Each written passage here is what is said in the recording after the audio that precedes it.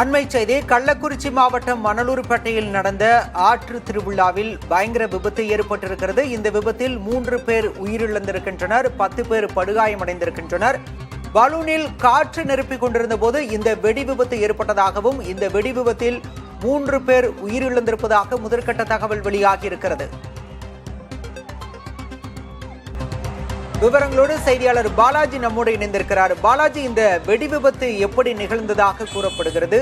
எத்தனை பேர் படுகாயமடைந்திருக்கிறார்கள்? படுகாயமடைந்தவர்கள் அனைவரும் எங்கு அனுமதிக்கப்பட்டிருக்கின்றனர்? நிச்சயமாக பாரா, கள்ளக்குறிச்சி மாவட்டம் மணலூர்பேட்டையில் இன்று ஆற்று திருவிழா வெகு விமர்சையாக நடைபெற்றுக் கொண்டிருக்கிறது.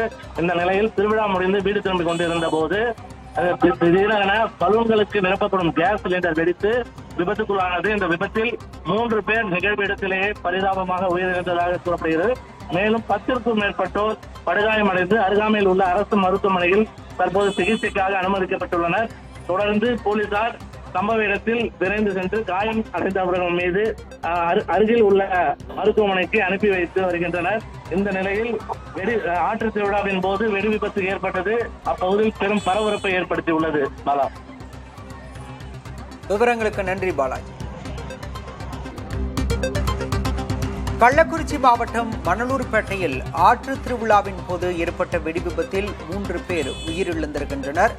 துயர சம்பவத்தை அண்மை செய்தியாக பார்க்கின்றோம்.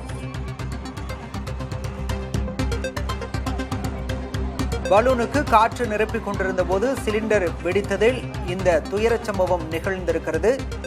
3 பேர் உயிரிழந்திருப்பதாகவும் 10க்கும் மேற்பட்டோர் படுகாயமடைந்திருப்பதாகவும் முதற்கட்ட தகவல்கள் வெளியாகியிருக்கின்றன.